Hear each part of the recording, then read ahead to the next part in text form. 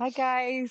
So yesterday I ended up getting a load of questions about what's the problem with insulin resistance. Who cares?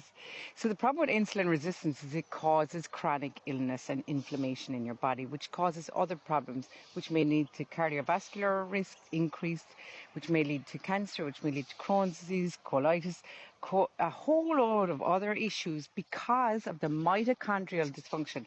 What the hell is the mitochondria? Mitochondrial dysfunction is where the brain of your cells is now not functioning properly. So basically your cell is damaged.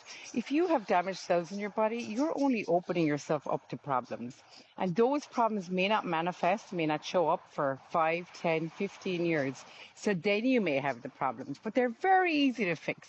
Insulin resistance can be gotten rid of, I would say, in 3 days. Some people would say a week, 2 weeks, 3 weeks, 4 weeks. All you need to do is cut out the carbs and get fat adapted.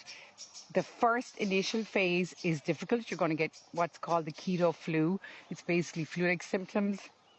But once you get over that period, you'll be fat adapted. So what you want to do is to have your body in perfect sync, have all your cells working properly. You can still have fun times, and you can just make sure that you're fat adapted, so your body can cycle in and out of using fat for fuel or using glucose for fuel. That's what we're designed to do.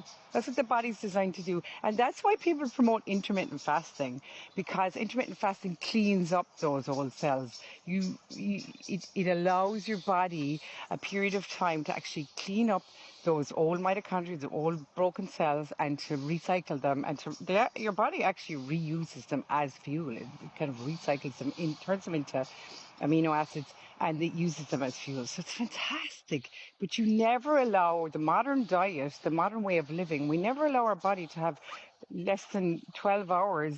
Like we have about 8 hours of a break. Your body needs at least 12 hours of a break. I usually do 16. At the moment, I'm just doing 12 because I've been on carbs and I'm resetting. But I usually do 16, and I have done a 24-hour fast, 36-hour fast, 45-hour fast, 62-hour fast, a 75-hour fast. I've done a 7-day water fast and a 10-day water fast. But I built myself up to those periods of time. I made sure that I was fat adapted first. So I had eaten virtually no carbs for the weeks running into those periods. And I did it little bit by little bit. I started at 12 hours, then I went to 14, then I went to 16.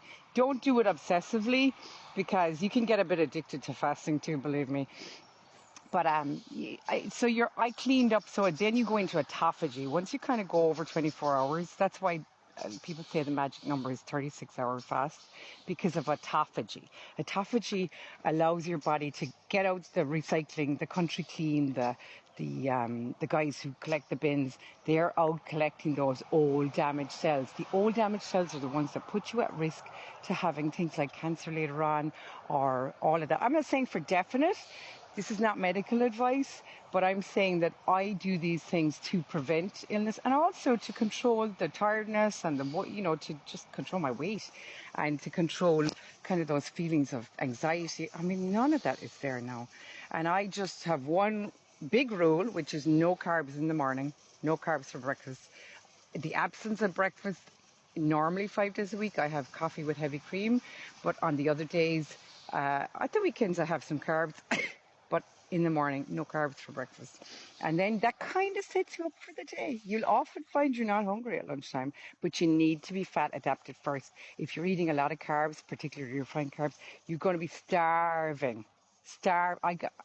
Listen, if there's 99% of you contact me and say you are starving, hangry, that's where it comes from.